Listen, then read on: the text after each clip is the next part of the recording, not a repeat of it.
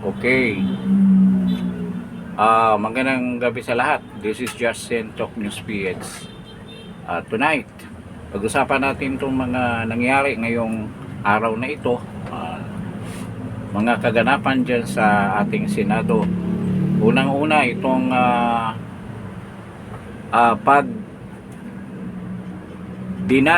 ng Supreme Court dito sa petition ng mga abogado, defense lawyer ni Senator Bato de la Rosa, na humingi sila ng TRO at it was denied by the Supreme Court. So ano kaya ang mga underlying reason?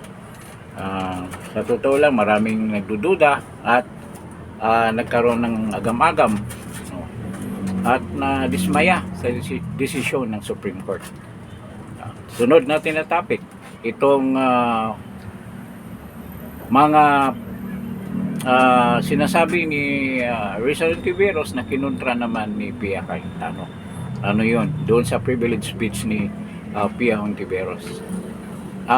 Ni Rizal Ontiveros. At ang pag-alma ni Pia Cayetano doon sa sinasabi ni Rizal Ontiveros. Diyan sa floor, sa plenary floor ng Senado. Pangatlong issue natin na pag-usapan, itong pagbigay ng demanda ng DOJ based on the report of the PNP ni John B. Remulla dito sa sampa nila ng charges against Mau Ablasca.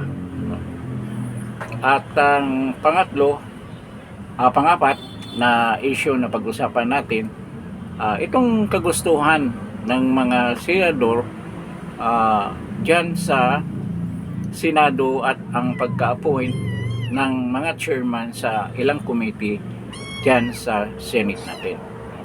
So, una natin pag-usapan, we will be talking about the TRO na hindi binigay ng Supreme Court sa kaso sa warrant of arrest na inisyu ng ICC kay Senator De La Rosa. So maraming nagtataka, kitang-kita naman na dapat naman hindi i-honor yung warrant of arrest niyan. At maraming nagdududa at nagdismaya sa decision na yan. Hindi kaya umiral din ang malita diyan sa Supreme Court na yan? Ang boto nila is 951, denying the TRO that was requested by the defense lawyer na si Attorney Torrio at saka si Jimmy Bundok for Senator Bato de la Rosa. Magtataka ka, kitang-kita naman na walang bisa yung warrant of arrest na yan. Hindi natin alam kung ano bang reason. Anong reason ng Supreme Court, bakit nila dininay yan. Pero meron namang hindi sumang-ayon din na hindi bibigyan ng TRO ang kampo, particularly si Senator Bato. So maraming nagdududa talaga. Hindi natin masabi na napakataas ng integrity ng mga Supreme Court Justices kasi exemplified by Bersam yan, na inappoint mismo ni President Duterte diyan sa Supreme Court as Chief Justice. Ano nangyari ngayon? Involved siya sa malita. In fact, kasama pa yung pamangkin niya na siya rin ang nag-appoint. So alam talaga niya na yan ang mapupuntahan. So hindi natin masigurado yung integrity ng mga Supreme Court Justices. Malay mo, ginapang yan ng bilyones. Bilyones.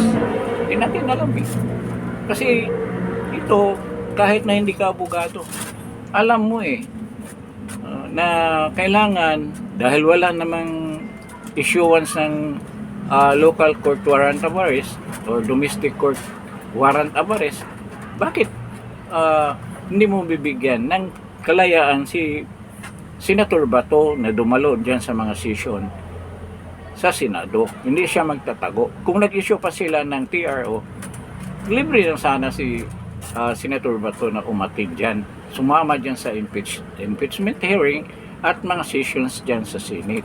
At piniprevent yan but not by not giving TRO to the petition of Senator Bato. Parang nakakaduda, bakit? Parang binigyan nila ang administrasyon ng oras para hanapin si Bato. Kasi kung ako naman ni Bato, self-preservation yung ginawa ni Senator Bato. Kasi alam niya anong gagawin. Kikidnapin din siya, ipapadala sa dahig. So ano magagawa ng defense lawyer? Mga defense lawyer, wala na, nasa dahig na. Sa pamasahe pa lang para didipinsahan mo si Senator Bato, mahirap na. Anong sabi ng asawa niya kung mangyaring mahuli yan si Senator Bato? Talagang hindi nila kayang puntahan si Senator Bato dahil hindi nila kaya i-shoulder yung mga pamasahe at nang titira doon na matagal sa dahig. Kaya sigurado rin hindi makawala yan si Bato kung mahuli yan. Kaya yung ginawa niya na talagang walang hustisya na maibibigay sa kanya kung diretso siyang hulihin at extraordinary rendition papunta ng Netherlands sa ICC. So nakakaduda ang ginawa ngayon ng Supreme Court dyan sa kanilang desisyon. Ngayong May 25 daw, magbibigay sila ng tungkol sa desisyon nila na hindi bigay ng TRO dyan sa warrant of arrest ni nanggaling sa ICC ni Bato. Pero sa May 25 pa yon.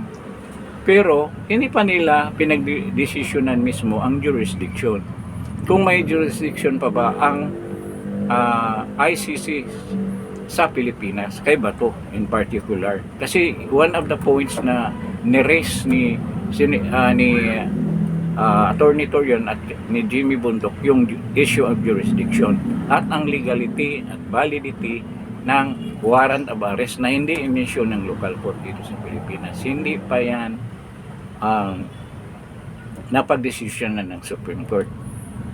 Talagang nakakaduda na talaga ang Supreme Court natin sa bagal nila magbigay ng desisyon. Nalalaban ninyo May 11 pa yung sinampa ng mga kaso ang writ of habeas corpus ni na Sal Panilo. Ang dami pang nagsampa ng kaso. Hanggang ngayon walang aksyon. Walang aksyon ang Supreme Court. Napakabagal tungkol dyan sa kaso ni President Duterte. So maraming nagsasabi at nagdududa na talagang gumalaw ang malita dyan sa issue na yan. Yan ang pagdududa natin sa Supreme Court. Yan klarong-klaro naman kung binigyan nila ng TRO. Di, ulitin ko, libre si Bato na pupunta dyan sa mga sesyon ng Senado. But hindi nila binigay yan. At itong ibang mga petition, napakabagal. Napakatagal nila magbigay. Tulad ng yung impeachment case ni BP Inday Sara, 1 taon bago nila ibigay ang desisyon nila. Though nagbigay sila nung July, kaya nga na-dismiss yung kaso na unconstitutional. Pero may final judgment sila nung February or nung January. Doon pa sila nagbigay ng desisyon. So ganyan katagal ang kanilang desisyon. At malamang ganyan din ang ibigay nila ng desisyon. Sample na rin yung maraming salita si Tuta Soto diyan sa Fort Worth. Nakaraang nakaraang kongreso pa yun. Nung 2019 Congress yung unang impeachment. Ngayon lang nagbibigay. Ganyan kabagal ang Supreme Court natin. Parang nakakadismaya dahil kung ganito ang mangyayari sa atin na halos lahat na branch ng government except for the Senate, yan na lang talaga ang maaasahan natin. Kasi kahit nga Senate ginagapang, ginagamitan ng pera at pananakot. At malamang yun din ang ginawa nila sa mga justices natin. Kaya ito parang mafia style na, parang sindikato na talaga na malakihan ang administrasyon na to. Kung ganyan ang mangyayari na wala na talagang asahan, ang mga tao wala nang ibang choice but to go to the streets para magreklamo. At dapat sumali yung ibang mga military. Ganyan na talaga, wala nang mangyayari kasi ano ba naman kung magbigay ka ng TRO, no? Then desisyonan mo yung isa. So ngayon, para yung usapan sa atin lang naman ito, haka-haka lang ito, hindi naman to siguro totoo, kinakausap lang yung Supreme Court na bigyan nyo lang kami ng konting panahon, no, para mahuli namin si Bato. Paano na lang, ganito ang sitwasyon, kung talagang mahuli nila si Bato, maaresto at dalhin sa dahig. Anong silbi pa ng Supreme Court na yan? Nangyari nga nung file sila nung May 11 ng pagka-aresto ni President Duterte. Nandito pa siya sa Pilipinas. Hinabol nila Attorney Lambino yung writ of habeas corpus, sila ni Attorney Panilo, na dumating doon around 4 o'clock or 5 o'clock yata, 5 o'clock, almost magsasara na yung Supreme Court. Pero alam naman nila na may matinding nangyari nung panahon na yun. At hindi nila inaksyonan yan. Hindi na nila inaksyonan. Despite the fact na alam nila na buhulihin without due process si President Duterte. Anong ginawa nila? Pinabayaan lang nila. Hindi nila inaksyonan yung habeas corpus petition na sinampa ni Attorney Lambino. Kaya nadala talaga si President Duterte ni Naturi. Iwan ko lang kung i-honor din nila kung writ of habeas corpus na issue ng Supreme Court. Dahil umalis ang around 9 o'clock na. Kung talagang inaksyon na nila yun, may possibility na hindi makidnap si President Duterte. Pero hindi. At the same ito ngayon na pangyayari na nakakaduda. Ang sabi nila, paano mag-action na mag-decide yan sa writ of habeas corpus na yung corpus, yung katawan ni President Duterte, wala naman dito. O yun ang reason nila. Pero ang sabi naman ni Panilo, yung mga taong gumawa ng kidnapping, yung paggawa ng extraordinary rendition kay President Duterte, ay nandito. So yun ang dapat mong bigyan ng desisyon, whether illegal o legal yung ginawa nila.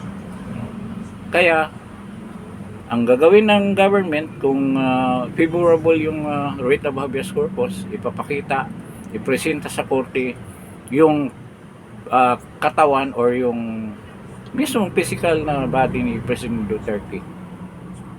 Mapipilitan na sila na pauwiin. Yun ang purpose dyan. At yun, hindi nga inaksyonan ng Supreme Court until now. More than a year na.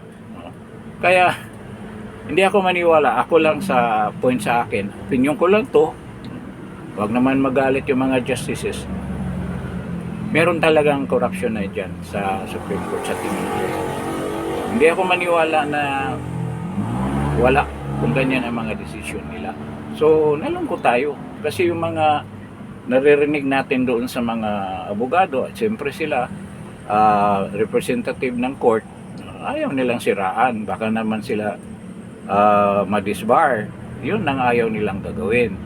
Kaya yan ang sa tingin ko na hindi talaga sila magko-comment. Pero maraming nagpe-plead sa kanila na magbigay na ng desisyon with some issues na talagang kailangan desisyonan na dahil nagkakagulo na lang na ang Pilipinas.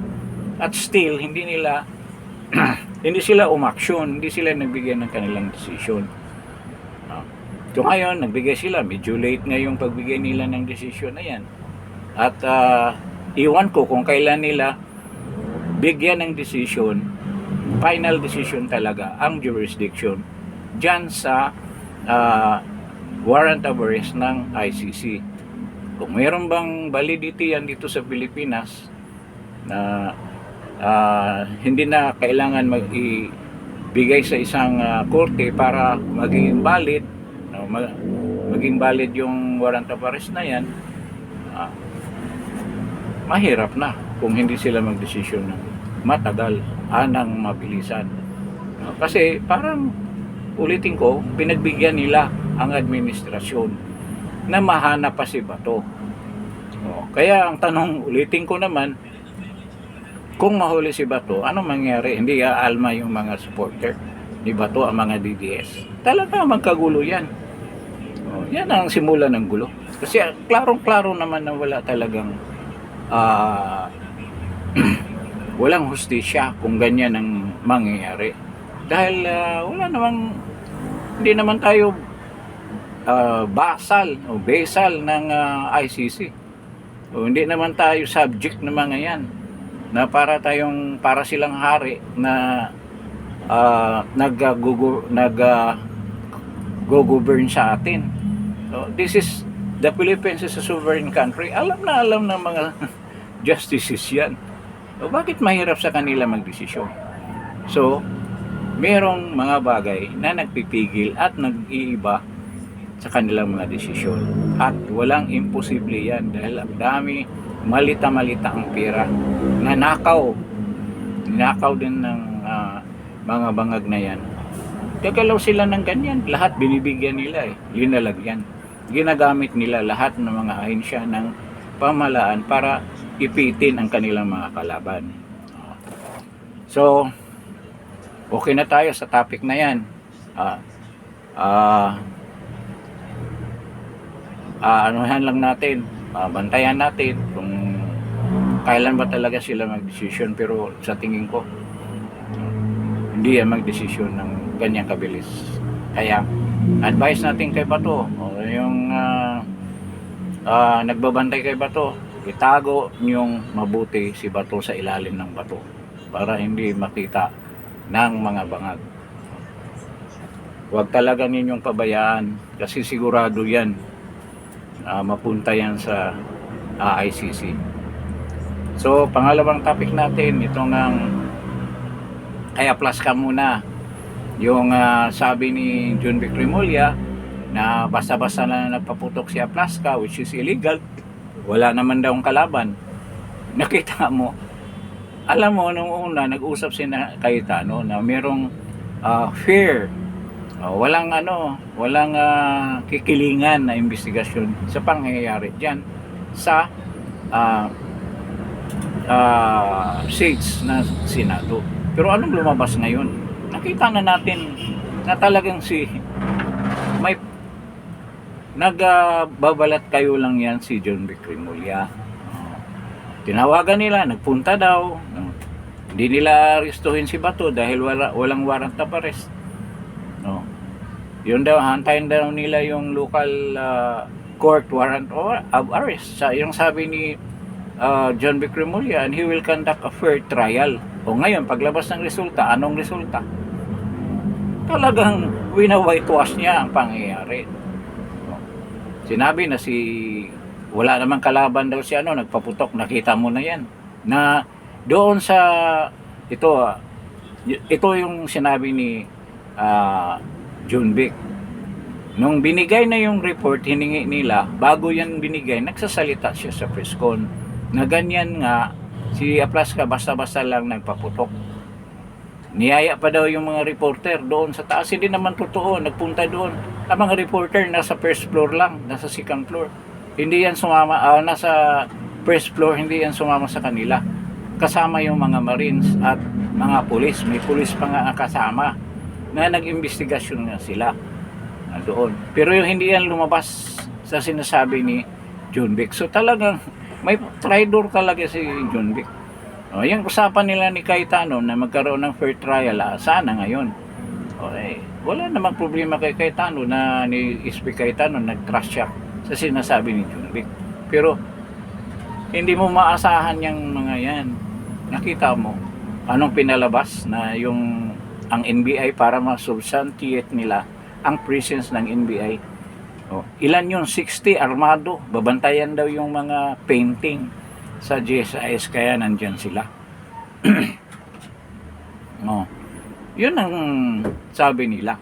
Ngayon, ang pahayag ni Aplaska na maraming mga ito pa pala. 'Di ba sabi ni Jumbik ibigay sa amin yung CCTV footage. Sabi ni Jinggoy, sabi ni SP Cayetano, gagawa ka ng 2 copy sa harapan nila at ang isa itago na sa atin. Sabi ni Jinggoy, itago na mabuti yan para hindi yan matamper. Yan ang sabi na binigyan pa ng kahulugan ng marami na itinatago daw yung mga CCTV footage ng mga senador na hindi nila narinig yung sinabi ni SP Cayetano na gagawa ng 2 kopya at ng isa maiwan sa kanila, ang isa kay Jumbik, dahil hindi parating pa lang si Jumbik yan sa Senado nung panahon na yon, yung 13th ng May, kung saan nangyari yung Senate seats, ay humingi na siya ng copy dyan sa mga footages galing sa CCTV. So ano nangyari? Tinamper din nila. Kaya ang response ni Aplaska, ni Mau Aplaska, na maraming hindi pinalabas doon sa footages na nakuha. So maglabanan ngayon yan doon sa presentasyon, dahil yung pinipresent ni Nartaes ba yun? Walang hiya rin yung chief PNP. Talagang instrumento din ng kasinungalingan sila Jumbik. Yung pinakita nila one-sided hindi pinapakita yung side ng NBI na pumasok sila dyan na nakukuha ng CCTV. Tinamper nila yan. Sa utos yan ni Bangag, sigurado. Sa utos yan ni Bangag, ninalisaran nita na linisin yung CCTV footage na yan. Ang pagkamali nila, may kopya si Aplaska. So kung didemanda si Aplaska, ipapakita niya ang totoong mga footages. Bakit nagkaganon? Bakit nawala yung ibang mga mga footage, mga kuha ng CCTV na diyan sa pinipresenta ng PNP? At ngayon, sinang-ayunan ni Jumbik. Ano bang sabi ni Aplaska?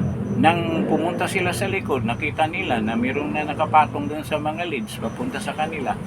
At nagkaroon pa nga ng verbal challenge. Sinigawan pa nila ng sino ba kayo? Sabi mga NBI. At nung hindi binaba, sabi pala ni Aplaska, pakibaba ng mga ano nyo, mga armas. Dahil nung panahon na yun, nasa loob sila ng premises ng Senado. Wala sila sa GSIS. Ngayon, nung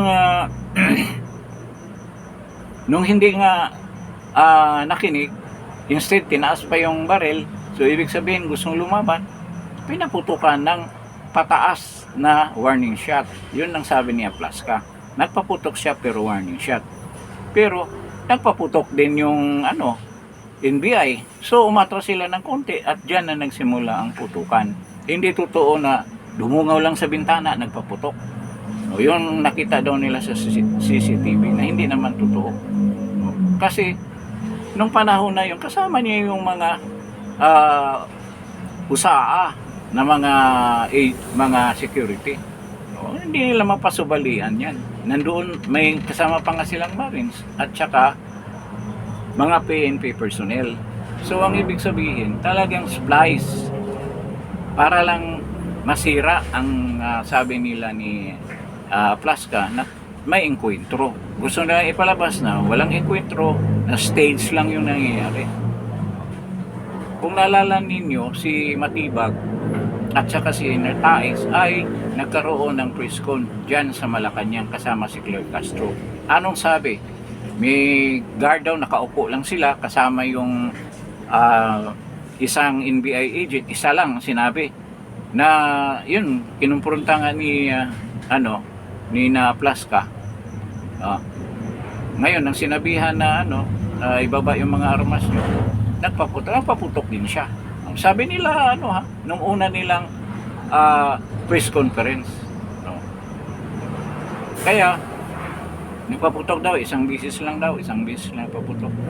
Ano, yung mga CCTV na iba na nakukuha, tsaka yung mga video nakukuha ng mga reporter. Nandoon sila, meron pa nagyayabang doon na pinutukan ko sila. Sana hindi mawala yung mga video clippings ng mga reporter na talagang gusto nilang linisin ang ginawa nilang kapalpakan dyan sa Senado, sa ginawa nilang pag-atake. At doon sa mga CCTV ni Aplaska, talagang nakita na maraming mga NBI agent na paikot na dyan. Pinaikutan nila yung Senate premises, yung building. Makikita yon sa CCTV. Kaya talagang walang hiya yan si Junbic. Kunwari, okay lang pag-usapan natin to, ganyan. Maraming sinasabi, pero anong lumabas sa kanyang report na binigay doon sa DOJ? Kaya yung DOJ na si Bida-Bida, siya magsampa ng kaso against sa Plaska. So yun ang pangyayari dyan. Ngayon, so okay na tayo sa topic na yan. So nakita natin itong pamahalaan na to, talagang sobra, pati mga hindi sasang-ayon sa kanila, iipitin talaga sigurado. So anong sunod natin na topic? Itong regarding dito sa chairmanship sa Senado, hindi nakabalik si Senator Marcolita sa BRC or Blue Ribbon Committee. Sa tingin ko, yan din ang usapan talaga, na hindi na siya pwede hawak ng BRC. Yon ang demand ng mga lumipat galing sa majority, na para mag-cool down ang sitwasyon, dahil maraming nagsasabi, lalo na yung mga galing sa majority, na masyadong confrontational si Senator Marcolita.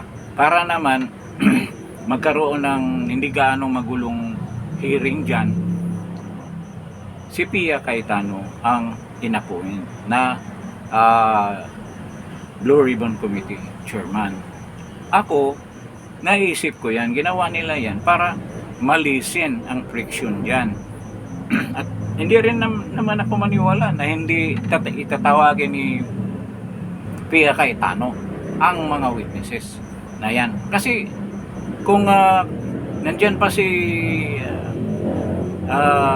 Senator Marcolita, siya magdidiman yan. Ipatawag natin at sigurado ko sasang-ayon si Pia. So walang walang pagkakaiba. Kaso nga lang, ang mag-schedule ng mga meeting si Pia Cayetano. Pero nandyan pa rin ang mga majority senators. At isa yan sa kanilang mga priority, yung totoong investigasyon dyan sa flood control scandal, na yun pa nga ang lagi nilang sinasabi, na yun talaga ang gusto ng mga tao. Yun nga ang dahilan na maraming tao na nadismaya kay Lacson at kay Soto, kasi pinipigilan nila na magkaroon ng totoong investigasyon dyan sa flood control. Kaya yan, matutuloy yan. Kasi nandyan pa sina So kung mag-motion si Senator Marcolita na ipatawag si Vizcaya, yung ibang mga witnesses, sila ang mag-interpolate dyan sa mga witnesses na yan. Kaya lalabas pa rin ang katotohanan dyan. At yung mga Marines, at sigurado ako, papayagan nila si Saldico na mag-witness, na a-attend dyan sa mga sessions na yan through video conference, through Zoom. Papayagan yan.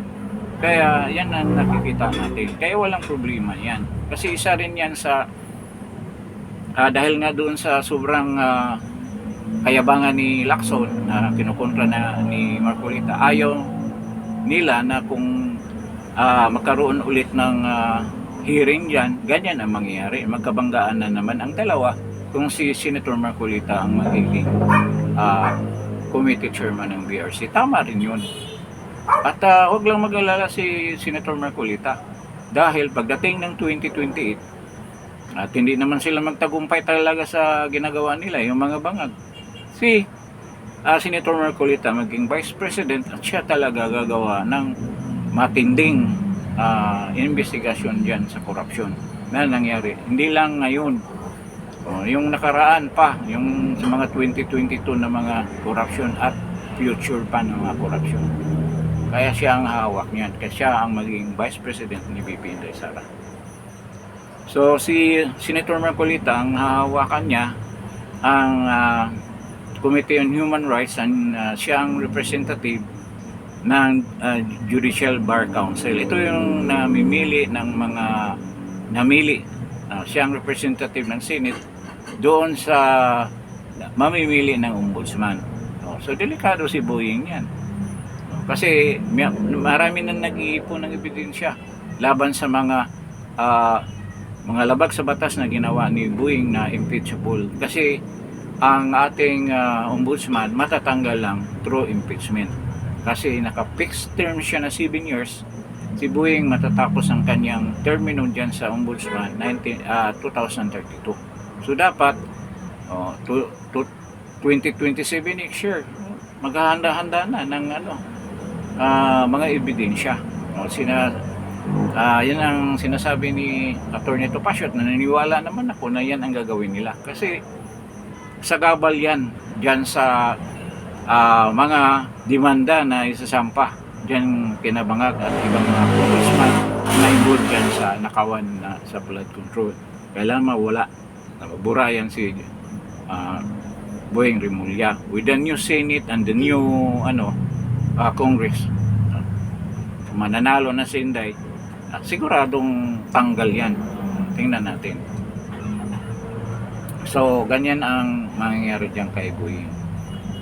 Ngayon, pag-usapan din natin, so okay na yung issue na yan, itong pag-alma ni na Sylvester Stallone, si Erwin Tulfo, si Risa Hontiveros, na inis na paiyak pa si Pia dahil sinabi na walang paano yun?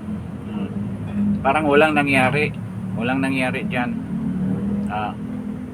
Pero kung pakinggan mo na mabuti yung sinabi ni Pia, ang ibig niya sabihin talaga sa totoo lang ni Risa Hontiveros na simula nung 11 hanggang ngayon walang nangyari na investigasyon. Pero na overheard lang siguro, nagkaroon ng miscommunication ang pakinig ni Pia Cayetano na walang nangyari diyan. Ibig sabihin binibaliwala yung pangyayari na yan. Sinabi nga niya, anong walang nangyari? Sobra ang takot namin dito. Nagpaalam nga daw siya sa mga anak niya sa nangyayari sa kanya. At 2 pintuan lang. Nandiyan na, papasok na yung mga NBI para nga kunin si Bato. At anong mangyari? Lalaban yung USA kung talagang nakapasok sila. Yung mga Marines, kasi nasa loob na ng premises ng NBI, so magkabarilan. At there's a big possibility na maraming collateral damage kung nangyari yun. Kung hindi napigilan ni Aplaska at yung ibang mga USA ay security. Kaya yun ang dahilan na talagang nagalit si Senator Pia Cayetano na sinabi niya walang nangyari, na sobrang ang takot nila, na pa yung sabi niya, sobra ang takot nila na parang maalam na siya sa kanyang mga anak kung anong mangyari sa kanya.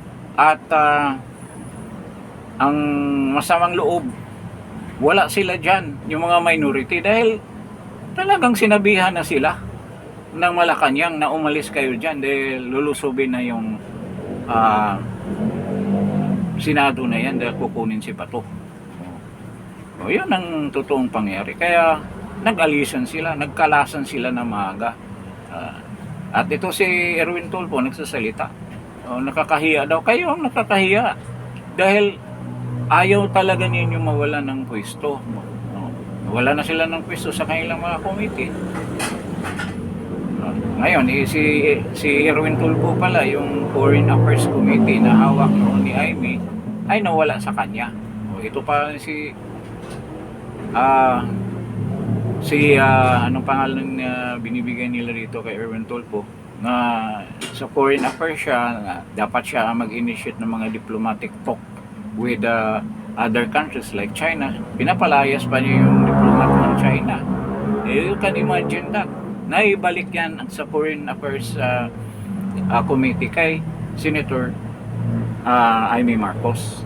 Kung naalala nyo, nagkaroon din ng hearing with regards to the kidnapping of President Duterte. Yun, Committee on Foreign Affairs yung nag-imbestiga doon. Kasama nga si Bato nung panahon na yun.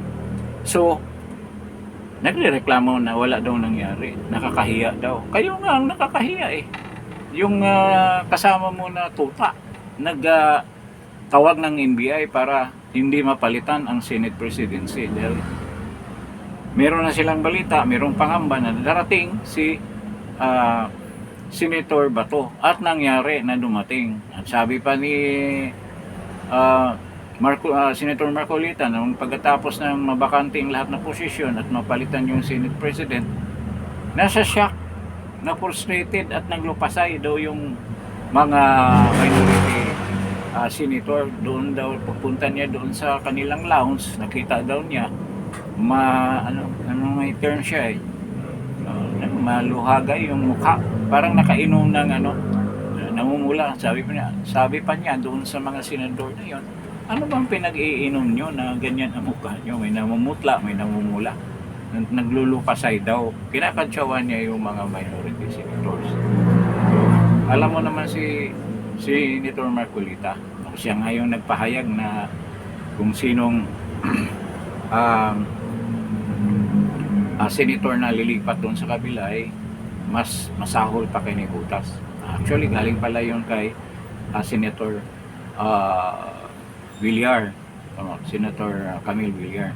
So, yun, nawala ang chairmanship. Ang gusto kasi mangyari nila na hindi na pag-usapan yung chairmanship, hindi na i-discuss. Gusto na nila na yung pangyayari nung May 11 ang talakayin. Sabi naman ni Senator SP Cayetano na inuna nga natin yung mga chairmanship para makapagtrabaho na yung mga committee.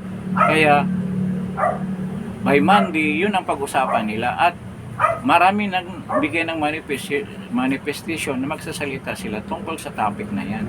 Lalo na nga sila eh. Kasi yan ang mga majority senators na nandyan sa loob nung nangyari yung seals. Kaya, makantay sila ng Monday. Tatapusin muna yung pag-fill up ng mga chairmanship dyan sa mga committee sa Senado. So yun ang nangyayari. Ito, gustong pumapel nila ni Erwin Tulfo. Ang dami namang dapat nagkomento sila. Ngayon lang ito lumabas si Erwin Tulfo dahil nakita siguro sa social media na lagi silang binibira na wala silang mga comment with regards to the flood control controversy dyan sa iskandalo na yan. With regard to Martin Romualdez, meron ba silang comment dun sa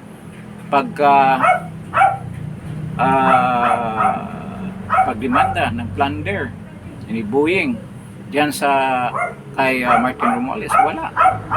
Sabi pa nga ng iba, ay kinakantsawan si Rafi na magdala ka ng mga kasawang nag-aaway kasi yun ang forte ng mga Tulfo, ang mag-settle ng mga nag-aaway na mga mag-asawa. Yun ang kantsaw sa kanila. So yun na yung topic na yan. So ito, ano bang ma-expect natin? Babalik tayo kay Senator Bato, itong TRO.